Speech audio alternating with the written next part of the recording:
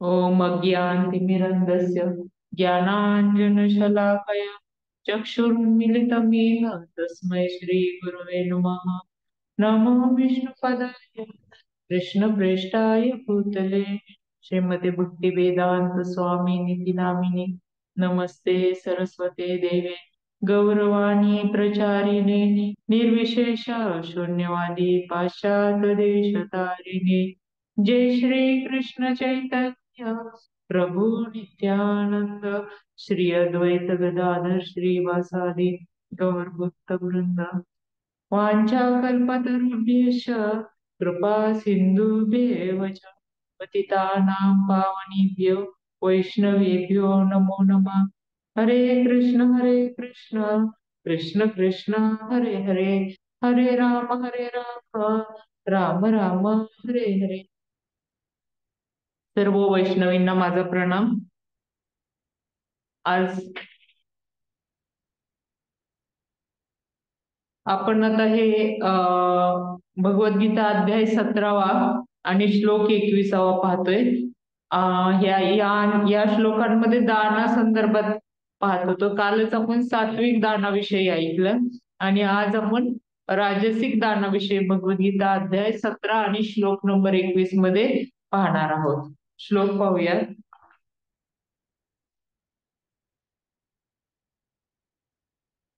यत्यो प्रत्युपकारार्थं फलमुद्दिश्य वा पुनः दीयते च परिक्लिष्टं तद्दानं राजसंस्मृतम्।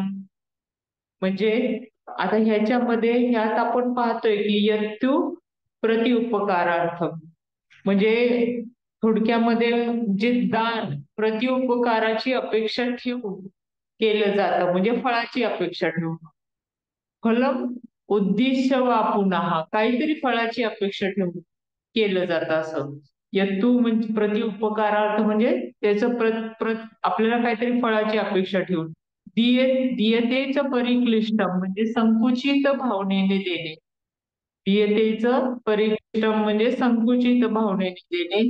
तद दानम राजसं स्मृतम, अशा दानाला राजसिक दान असे म्हणतात। तर त्याचा अर्थ वाचूया त्या श्लोकाचा। अर्थ असा आहे, परंतु जे दान प्रत्युपकाराची अपेक्षा ठेवून, म्हणजे परत मिळणारे प्रत्युपकाराची अपेक्षा ठेवून, फळाची आशा ठेवून किंवा संकुचित वृत्तीने दिले जाते, त्या दानाला राजसिक दान असे म्हटले जाते। आता आपण काल सात्विक दान पाहिलं की कसं कसं दान द्यायचं, कोणाला द्यायचं, कधी द्यायचं, किती द्यायचं वगैरे, हे सगळे काल उहापोह झालेलं आहे, त्याच्यात विवेचन झालेलं आहे।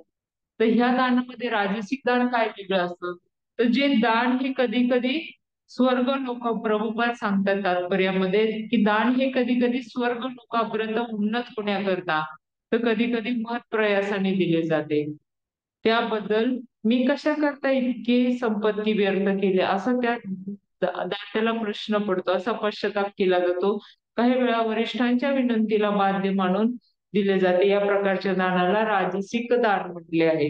आता आपण थोडक्यामध्ये थोडं विस्ताराने पाहूयात की किती, आता हा जर श्लोक आपण पाहिला तर किती प्रॅक्टिकल आहे ना भगवद्गीतेमध्ये, की सर्व काही सांगितलंय आपल्याला, सर्व कशावरती उपाय सांगितले, सगळ्याच गोष्टींवरती उपाय आहे। काय करायचं, कसं करायचं, किंवा कसं करायचं हे पण अतिशय उत्तम रीतीने सांगितलेलं आहे। दान असेल तर कसं करायचं, कोणाला करायचं, किती करायचं हे पण। आता हे राजसिक जे दान आहे त्या संदर्भात इथं जे आपण सांगितलेले, की आपण जेव्हा जेव्हा मंदिरामध्ये जातो किंवा चार पैसे आपण त्या पेटीमध्ये टाकतो किंवा भगवंतांना फोटो घालतो, असं असतं ना। आणि दर्शन घेताना किंवा फेरी घालताना मला जे हे हवंय ते हवंय असं आपल्या इच्छा मनामध्ये आपण धरलेल्या असतात त्याच्यामध्ये, अशा सगळ्या मागण्या आपण मागत राहत असतो। किंवा आपण दक्षिणा दिल्यानंतर अपेक्षा ठेवतो की आता भगवंतांना मी हे दिलेलं आहे किंवा कोणाला दिलं आहे किंवा दान दिलेलं आहे, तर तिथं मला मी आता 1000 रुपये दिले, तर मला आतमध्ये जाऊन विग्रहाच्या तिथं जाऊन गाभाऱ्यात जाऊन हात विग्रहाला हात लावून मला दर्शन दिलं पाहिजे, अशी आपली इच्छा असते। किंवा मला म्हणजे देतात, असं करतात, आपण पाहिलेलं आहे। की थोडक्यामध्ये एक प्रकारचं हेच की त्याला आपण राहायचं म्हणलं की मला दर्शन घ्यायचंय, मी इतक्या लांब आलेले आहे आणि मग मला आता विघ्नहर्ता जवळ जाऊन हात लावायचा, त्याच्यासाठी मग ते दान देणार. मग ते दान कसं असतं तर ते त्याला राजसिक म्हणायचं, की आपल्या इच्छा पूर्ण करण्यासाठी दिलेलं दान आहे ते, म्हणून त्याला राजसदान म्हणतात. म्हणून आपण त्या ठिकाणी काही वेळा आपण पाहिलेलं आहे की कित्येक लोक नवस करतात, की किंवा कित्येक टीव्ही चॅनलवर पण आपण पाहिलेलं आहे की प्रश्न विचारणारे विचारतात की बाबा आम्हाला जॉब नाही किंवा काम नाही, नोकरी नाही किंवा मुलं होत नाहीत. आपण नेहमी पाहता बघ, ऐकायला येतं बघा, त्या मुलं होत नाही किंवा काय बोनस मिळत नसेल किंवा बढती होत नसेल, व्यवसायामध्ये वृद्धी होत नसेल, तर त्याच्यासाठी काय सांगितलं जातं की मग हे लोक काय सांगतात की तुम्ही अशा अशा ठिकाणी जा, त्या संस्थेला दान द्या किंवा हे विधी करा आणि त्यांच्या मार्फत करा. मग ते तुम्हाला काय होईल की ते वेळ पण देतात, ते करण्याचा वेळ पण देतात किंवा दान करण्याचा वेळ पण देतात आणि मुहूर्त पण दिला जातो. मग ते तुमच्या काय असतं तुमच्या मनासारखं काम होईल असं सांगतात. आपण नेहमी पाहतो हे आपल्या आजूबाजूला सगळं चाललेलं आहे, म्हणजे तुमच्या इच्छा पूर्ण होतील, मग तुमचा प्रश्नही सुटेल. म्हणजे देण्याचे स्वरूप असे असे ठेवायचं की तुम्हाला हवं तसं मिळेल. मग देण्या घेण्याचा व्यापार ह्याच्यामध्ये ठरवतात. ह्यालाच राजसिक दान असे म्हणतात. देणं म्हणजे मी देतोय कोणाला तरी आणि त्याच्या बदल्यात मला काहीतरी मिळालं पाहिजे, ते त्या देण्याला राजसिक दान असं म्हणतात. हे काही ग्रंथामध्ये सांगितलेलं नाहीये. ग्रंथामध्ये म्हणण्यापेक्षा आपल्या शास्त्रात कुठेही लिहिलेलं नाहीये की कसं द्यायचं किंवा काय काय द्यायचं. कधी कधी आपण दक्षिणा दिल्यावर विचारतो की कशाला आपण एवढे दिले, मनाला वाटतं. एखाद्याला आपण एखाद्या ठिकाणी दक्षिणा दिली तर आपल्याला असं वाटतं की कशाला एवढी दिली, म्हणजे मी 1000 रुपये दिले असेल तर 500 रुपये द्यायला पाहिजे, एवढे कशाला दिले किंवा आणखी जास्त दिले असतील तर एवढं कशाला, थोडं कमी द्यायला पाहिजे होतं असं मनाला वाटतं. ते चुकीचंच झालं आपल्या हातून. काही काही ठिकाणी तर दक्षिणा द्या असं कोणी कोणी कधी कसं घरातली मोठी माणसं सांगतात की मोठी माणसं सांगतात या ह्या गोष्टीला द्या, की गावामध्ये सप्ताह आहे किंवा आणखी काय विधी असतील तर ते सांगतात की ह्या गोष्टीला एवढे एवढे पैसे द्या किंवा आपल्या तर मग तेव्हा तसं वाटतं की मोठ्या माणसाने सांगितलं आणि आपण ऐकलं की मग काय होतं, तर ते की कुठेतरी आपलं चुकलंय, एवढं जास्त कशाला द्यायचं ना, द्यायला नाही पाहिजे. ह्याच्याऐवजी मी एखादा दागिना घेतला असता किंवा मग मला एखाद्या ठिकाणी फिरायला जायला झालं असतं, फिरून आले असते मी एखाद्या नवीन ठिकाणी एवढे पैसे देण्यापेक्षा. नवीन गोष्टी मला एक्सप्लोअर करायला मिळाल्या असत्या. तिकडचा शब्द आहे एक्सप्लोअर, हा आला असतं. किंवा आता ह्या म्हाताऱ्यांनी मला दक्षिणा द्यायला लावलीये आणि आता ही द्यावीच लागणार. ह्याच्यामध्ये काय असं गप्प बसता येत नाही ना, म्हणजे काय बोलता येत नाही, त्यांना द्यावंच लागतं. मी माझ्या उदाहरणात एक आजी पाहिलेल्या आहे की काहीतरी त्या मुलाला मुलगा व्हावा म्हणून त्यांनी त्या नवस बोललेला होता की तुला सोन्याचा दूध देईल म्हणून.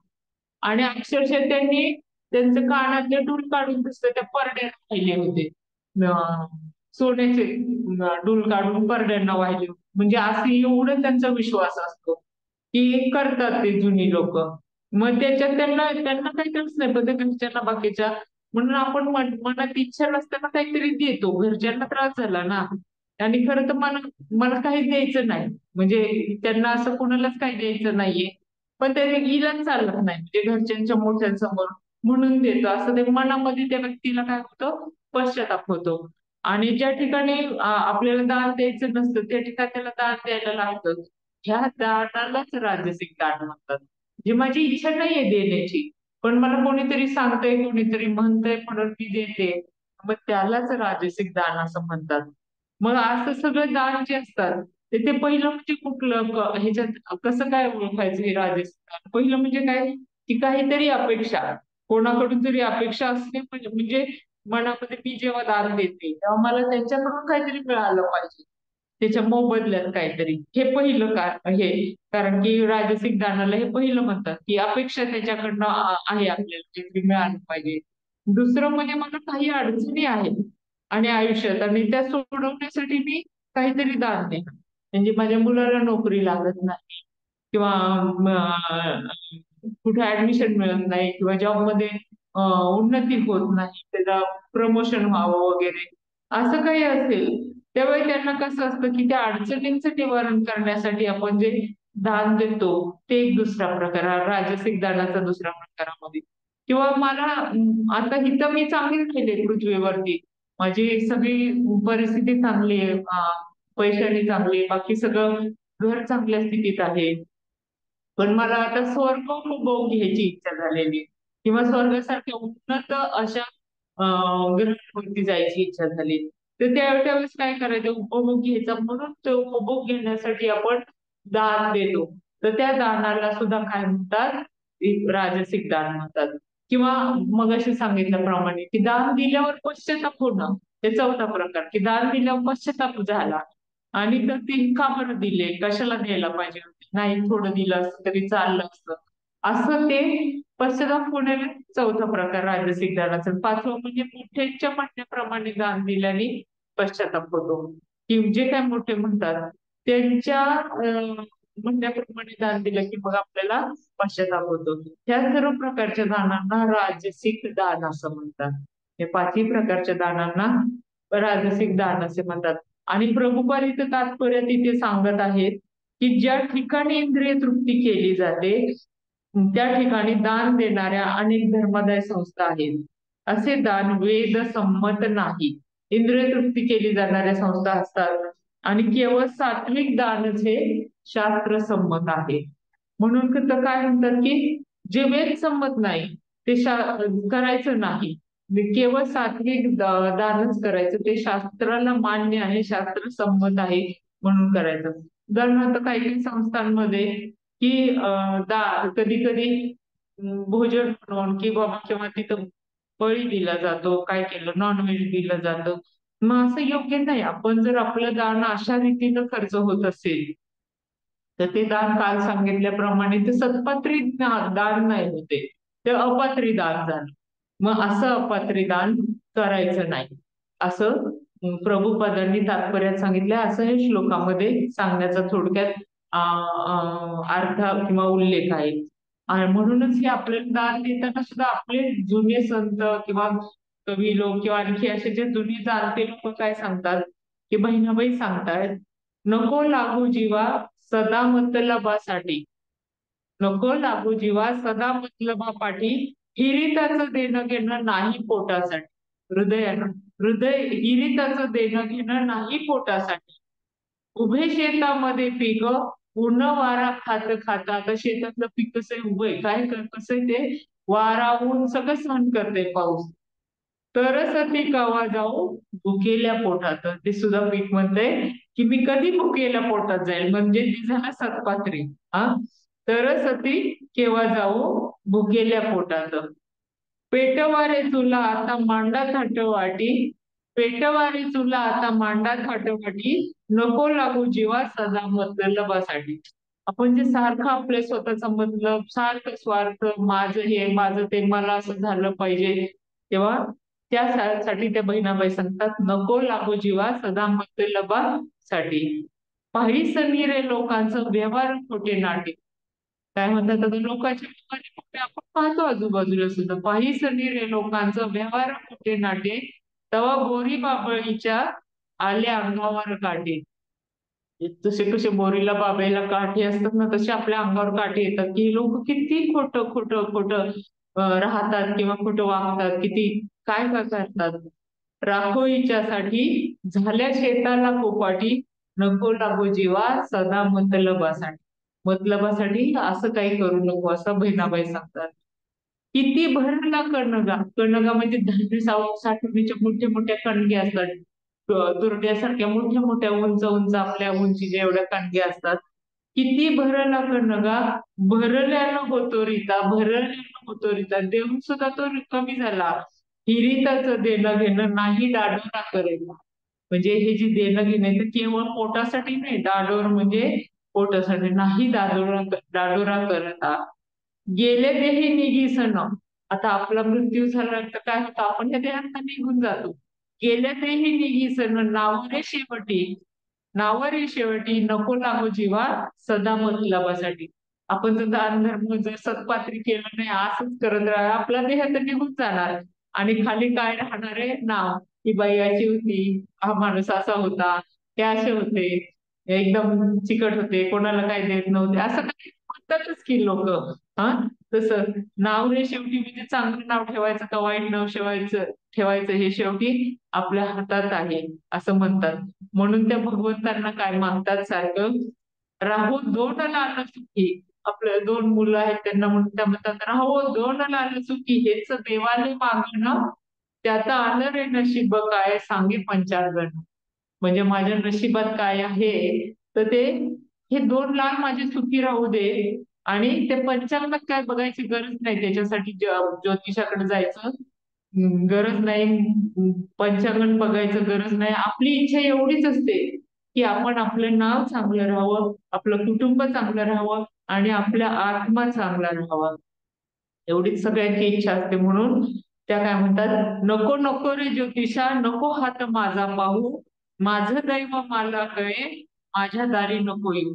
माझ्या दारी काय तू येऊ नको आणि मला हे दान दे, ते दान दे, असं काय करायला सांगू नको. कारण की तू तू काहीतरी सांगणार, माझ्या डोक्यामध्ये भरवणार आणि मी त्या मार्गाने जाणार. त्यामुळं हे ज्योतिषा माझ्या दारीच येऊ नकोस तू, माझा हात पण पाहू नको, माझ्या दारी पण येऊ नको, माझं दैव मला कळत आहे, असं बहिणाबाई सांगतात. ते काय ज्योतिषाला म्हणतात, बापा नको मारू थापा, बापा नको मारू थापा, असो खऱ्या असो खोट्या. किती तुझं खरं असेल सांगणं, कदाचित खोटंही असेल. बापा नको मारू थापा, असो खऱ्या असो खोट्या, नाही नशीब नशीब तळ हाताच्या रेगुट्या. हे नशीब म्हणजे तळ हाताच्या रेगोट्या नाहीत बाबा, जे असेल ते असेल, हेच माझं नशीब, असं ह्या इतक्या अडाणी होत्या त्या, पण इतक्या सुंदर शब्दात आपल्याला सांगतात. कारण काय आहे, कारण आपल्याला खूप असतं की अरे मी कोण, मी कोण, म्हणजे मला माझा काही अहंकार आहे ना, मी कोण, म्हणजे मी इतकं श्रेष्ठ आहे, मी इतकं पैसेवाला आहे, माझं एवढं समाजात नाव आहे, इतका मोठा रुबाब आहे. पण त्या किती सुंदर सांगतायत, अरे मी कोण, मी कोण, मीपणाची मरी आहे, मीपणाची मरी आहे म्हणतायत. भिकाईची खरी तारा स्वतःलाच खाय. या मीपणामध्ये आपण काय करतो, आपण स्वतःलाच खातो. ह्या आपल्या अहंकारामध्ये आपण ह्या सगळ्या गोष्टी करत असतो. म्हणून ह्या राजसिक दानाचं इथं महत्व की मी कोण हे माझं मी पण टिकवण्यासाठी आपण हे राजसिक दान करत असतो.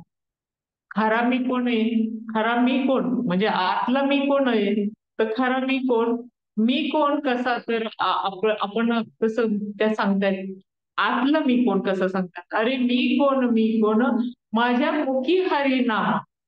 म्हणजे आत्मा आहे माझा कसा, माझ्या मुखी हरी नाम, तुझ्या जिभेला विचार मध्ये बोलले आत्माराम.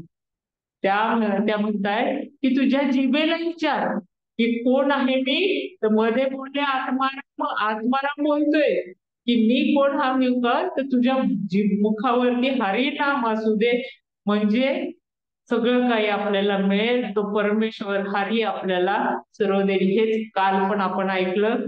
कारण देव जेव्हा आपल्याला देतो ना, तेव्हा ते सांगतायत, अरे देवा तुझं देणं, अरे देवा तुझं देणं नाही सरळ सरळ, इतकं त्यांनी दिलं, नाही सरळ सरळ, दिलं मोठं बलिदान, पोट भुकेलं उरलं. आपलं काय किती दिलं तरी आपल्या इच्छा संपतच नाही. म्हणजे इतकं देतो परमेश्वर, तरी आपली आणखी इच्छा वाढत जातात. हे नाही ते नाही ते. असं सांगतात की आपल्याकडे पायी चालणार असेल तर सायकल पाहिजे, पाहिजे, मोटरसायकल मिळाली तर चार चाकी गाडी पाहिजे, चार चाकी मिळाली तर विमानात बसण्याची इच्छा. अशा इच्छा कधी न संपणार आहे. झोपडं असेल तर बंगला, घर पाहिजे, घर असेल तर बंगला पाहिजे. हे सगळ्या न संपणाऱ्या इच्छा आहेत, असं त्या म्हणतायत. अरे देवा तुझं देणं नाही सरळ सरळ, त्यांनी देताना थांबवलंच नाही. अरे देवा तुझं देणं नाही, पोट बलिदान, पोट भुकेलं उरलं. तरी आपलं पोट कसं आहे, भुकेलच उरलेलं आहे. खरं तर कसं आहे, खरं तर अरे देवा तुझं घेणं काही नाही, काही नाही, तू तर काही घेतच नाही परमेश्वरा. त्या म्हणतात, अरे देवा, तुझं घेणं काही नाही, काही नाही, तुझ्या पुढचा निवड माणूसच खाऊन नाही. म्हणजे आपणच त्याच्या पुढचा निवड खाऊन जातो. देवासाठी ठेवतो आपण, आपण भोग लावतो, पण पुढं काय करतो तोच आपण उचलतो आणि आपण खाऊन टाकतो. असं ते म्हणतात की त्यांना काही नकोय, परमेश्वराला काही नकोय, ते फक्त आपला भाव बघतात, भाव आणि भक्ती. आपण जे पाहतो इतके दिवस की भाव आणि भक्ती, की तुम्ही काय कशा रीतीनं देता त्यांना, कशा रीतीनं तुम्ही परमेश्वराशी राहता, हे त्यांना पाहायचं असतं, भाव पाहायचा असतो. पण कसं असतं की आपण खाऊन जातो. इतक्या सोप्या, सुंदर, रसाळ भाषेमध्ये आपल्याला संत समजेल अशा, आपल्या भाषेमध्ये समजेल असे आपले संत वडीलधारे लोक सांगत नसतात. आणि ह्या गोष्टींचं महत्व आपल्याला इतक्या साध्या सोप्या भाषेत सांगितलं तर कळत नाही, म्हणल्यावरती किती अवघड आहे. पण तुकाराम महाराज मात्र असोडच म्हणतात. ते काय सांगतात, दाने कामे हात, दाने कापे हात नावडे तेविषयी मात. म्हणजे दान धर्माच्या वेळी जिचा हात कापतो, म्हणजे ज्याला द्यायला नको वाटतं, आणि दान धर्म करण्याचा कोणी सल्ला दिला तर त्यास तो आवडत नाही. नावडे तेविषयी मात, म्हणजे त्याला तो आवडत नाही, त्याला कोणी दान धर्म करण्याचा सल्ला दिला तर आवडत नाही. कधी चावटीचे गुण हिंग क्षीर मिथ्या फुल, त्याला काय आवडतं, चावटपणाच्या भाषणात तो रस घेतो. म्हणजे दुधात हिंग घालणे जसे व्यर्थ आहे असं तुकाराम महाराज सांगतात, त्याप्रमाणे त्याची भाषणे पोकळ आणि खोटी वाटतात. जसं बोलणं पण सगळं खोटच आहे ना, असं त्यांचं म्हणणं. न वजती पाय तीर्था म्हणे वेचो काय, म्हणजे ज्याचे चित्त तीर्थाकडे जात नाही, त्यास कोणी म्हटलं की तू तू तीर्थयात्रा का करत नाहीस, तर त्याचे कारण तो असं सांगतो की माझ्याजवळ खर्च करण्यास पैसा नाही. आता त्याला काही पैसा लागत नाही जिथं जायचं असेल ते, तर सगळ्याच गोष्टींना म्हणजे आहे. आपण आता पाहतोय इस्कॉन मधून जातो तेव्हा तुका म्हणे मनी नाही, नये आकाराचे काही, आकाशाचे काही, म्हणजे मनातच नाहीये. तर ते कुठून येणार, तू कोवर आहे म्हणतात. जर एखादी गोष्ट एखाद्याच्या मनातच नसेल तर त्याच्याकडून कधीही घडणार नाही. ज्याला द्यायचंच नाही, देणंच माहिती नाही, त्याचा हातच कापतो देताना, मग ते कसं त्याला तो कसा देऊ शकणार, किंवा कसं तीर्थयात्रांना येऊ शकणार, किंवा काय करू शकणार, तो काहीच करू शकत नाही, कारण त्याला इच्छाच नसते मुळात. आणि मग तसं पाहिलं तर भगवंताच्याकडे सगळंच आहे, हे सगळं भगवंताचंच आहे. आपण मात्र कसं असतं की आपण आपलं ते भाव तो पाहतात म्हणून आपण सगळं देत असतो किंवा करत असतो त्या भाववृत्तीमुळं. पण खरं पाहता काय आहे, दाता नारायण, दाता नारायण स्वयं आपण. दाता कोण आहे, सर्वांना सहाय्य आहे, सर्वांना सर्व काही देणारा कोण आहे, तर नारायण नाही. आणि मिळालेला उपभोग घेणाऱ्या गोष्टीचा पण तोच आहे, ह्या सृष्टीचा, या पृथ्वीचा, या सगळ्या ग्रह ताऱ्यांचा, यांचा सगळ्यांचा उपभोग पण भगवंतच घेतात आणि देतात पण तेच. पण ते कसं आहे, आपल्याला असं वाटतं की नाही नाही, हे मी चालवतो, माझं घर मी चालवते, हे मी करते, हा अहंकार जो असतो तो चुकीचा आहे. ते म्हणतात दाता नारायण स्वयं भोगिता आपण, आता काय उरले वाचे पुढे शब्द बोलायचे. हा, मी मिळवले, मी भोगले आहे, हे आता काय उरले वाचे, वाचे पुढे शब्द बोलायचे. मी आता, आपण कसं म्हणतो, मी मिळवले आहे, मी भोगले, असं बोलण्याला जागा नाही इथं. देखते जे डोळे रूप आपले ते खेळे, आपले डोळे जे बघतात त्या रूपामध्ये आणि आपल्या डोळ्यांमध्ये देव व्यापून राहिलेला आहे. म्हणजे आपण जी काही सृष्टीकडून घेतो, सृष्टीमध्ये राहतो, हवा, पाणी, ऊन, वारा, ऑक्सिजन, हे सगळ्यांमध्ये भगवंत सामावलेलं आहे, आपण मागे पाहिलेलंच आहे. मग ते कोण आहे, हे सगळं कोण आहे, हे देवच व्यापून राहिलेलं आहे या सगळ्यांच्या मध्ये. पण आपण काय म्हणतो, हे मी केलं, मी पाहिलं, मी केलं, असतो तो बोलत असतो. तुका म्हणे नाद जाता झाला अवघा गोविंद. तुकाराम महाराज म्हणतात, शब्द आणि शब्द ऐकणारे कान सर्व गोविंद झाले आहेत, असं आपल्याला त्यांच्या म्हणजे दिलेल्या, भगवंतांनी दिलेल्या आपल्याला ह्या गोष्टींचा आपल्याला कळायला पाहिजे. म्हणून तुकाराम महाराज म्हणतात, भोंदावया मी घेऊनी संताचे, करी कुटुंबाचे दास्य सुद्धा. म्हणजे लोकांना लुबाडण्यासाठी असे कितीतरी संत येत असतात. हा, की भोंदावया मी घेऊन संतांचे, जे लोकांकडून सोंग घेऊन येत असतात, असे लोक संतांचं सोंग घेऊन येत असतात. ते लोकांना काय करतात, पैसे मिळवतात. कशासाठी? तर त्यांचं कुटुंब चालवण्यासाठी ते पैसे मिळवत असतात. किंवा आणखी कितीतरी लोक असं पाहतो की आपण अशा लोकांच्याकडे जातो आपल्याला आपले प्रश्न सोडवायला, की अंगी घेऊन या वारे ज्ञान देती वारे, दया देती तया भक्ता हाती जोड आहे. असे काही बंधू लोक असतात ना, त्यांच्या अंगात ते केंद्री शेंद्री देवतांचे वारे येतात. मग ते काय करतात, अंगात भरून आल्यावर ते काय करतात, दया करतात लोकांवरती. आणि ते म्हणतात की त्या बंधू भक्ताच्या ते सांगतात की असं करा तसं करा, आणि बघा असं केल्याने तुम्हाला फायदा होईल. पण तुकाराम महाराज म्हणतात, त्या बंधू भक्ताच्या हातात काही नाहीये, काहीच नाही त्या बंधू भक्ताच्या. तयाचे स्वाधीन दैवते असती तरी का मरती त्यांची पोरे. जर त्यांच्या स्वाधीन दैवते असती तर त्यांची पोरं का बरं गेली असती. हा, म्हणजे मरती म्हणजे मेली असती.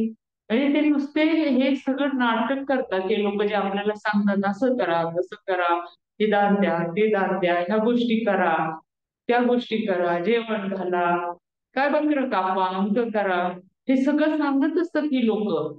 तर ते ते करताना जर ही आपल्याला असं सांगतात की किती बोंधू असतात, तर त्यांचीच पोरं का बरं, आपण जर त्यांचा इतिहास जाऊन बघितलं तर त्यांच्याच घरामध्ये अशा कितीतरी घटना घडलेल्या असतात. तुका म्हणे पाणी अंगार जयाचा, फक्त कानोबाचा तोही नव्हे. अशी जी लोक असतात ना, ते अंगारा तीर्थ अंगारा देणारी, ते काय म्हणतात, कानोबाचा भक्त नक्कीच नाही. कान्होबा म्हणजे कोण? आपला श्रीकृष्ण. त्याचा भक्त नक्कीच नाही. म्हणून ते काय म्हणतात, भाग्यवंत मी विष्णुदास जनी. म्हणून काय म्हणतात, भाग्यवंत आम्ही विष्णुदास जनी. मी विष्णूंचे दास आहे, ते खूप भाग्यवान नाही का? जगात आम्ही विष्णुदास भाग्याचे आहोत. कशासाठी? तर अभंग प्रसंगी धैर्यवंत. म्हणजे प्रसंग आमच्यावर पण येतो, पण प्रसंग असल्यावरती आम्ही अभंग राहतो आणि अखंड धैर्य आमच्या अंगी दिसते.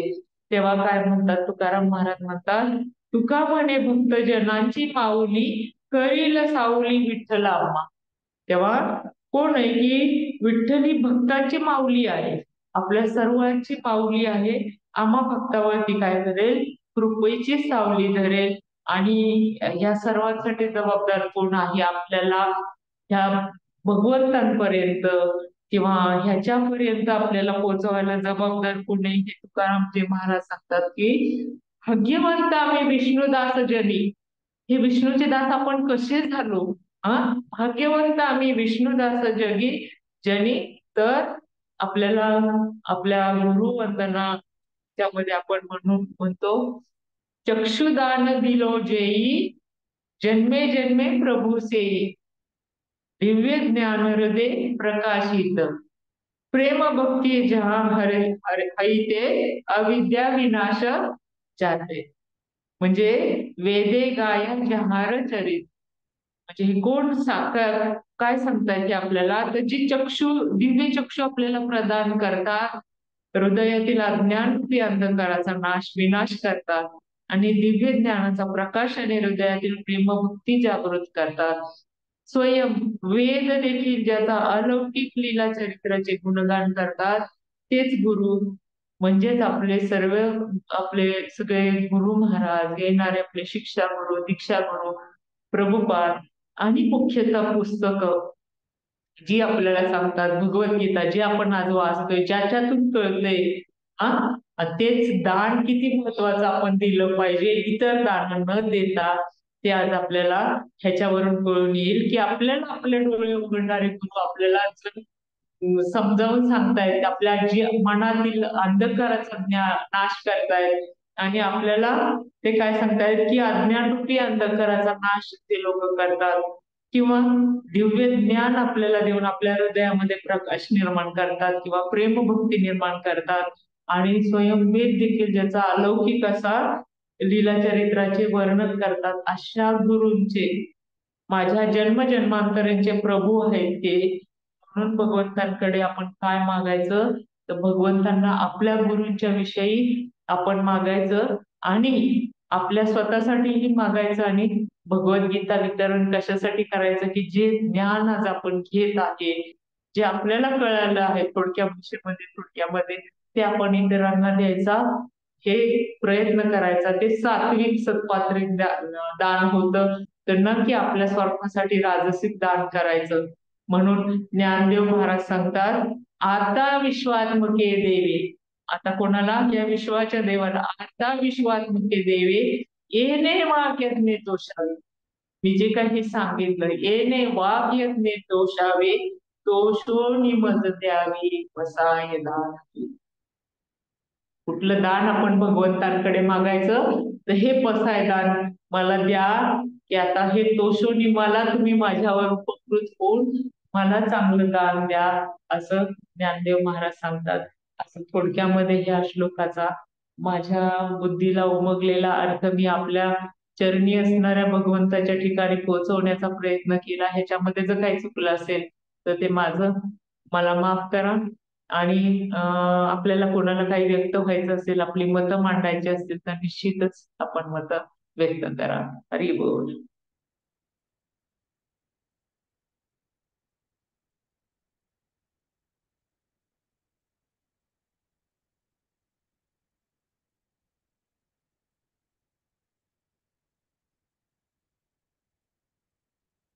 हरी बोल. हरी बोल. झालं का?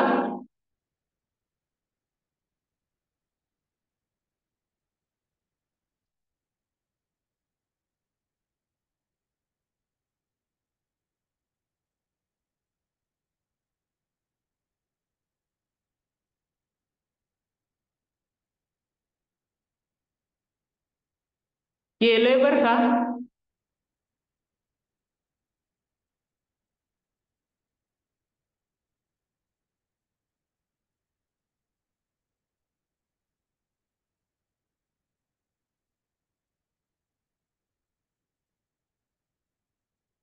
होत नाही का?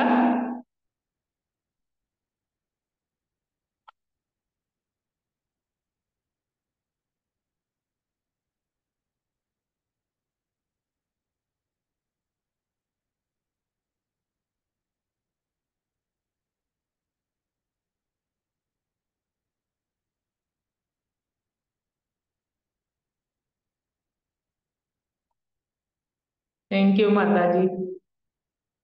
होत नाही का? नसेल होत तर थांबूयात का मग? हा, हरी बोल, हरी बोल. थँक्यू माताजी, खूप छान झालं. आणि त्यात बहिणाबाईंचे ह्यांचे जे खूप सुंदर असे जे अभंग आहेत आणि एकदम रूपक असतात ते, आणि बरोबर परफेक्ट जुळतात त्याला. खूप छान वाटलं माताजी. थँक्यू.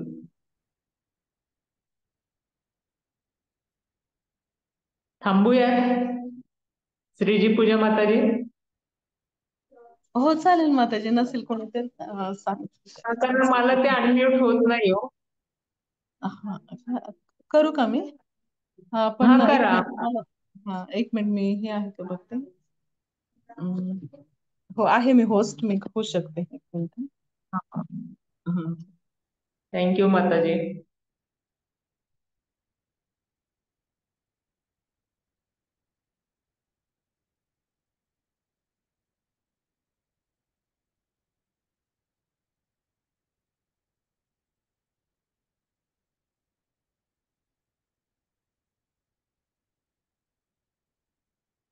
नसेल होत, राहू देत.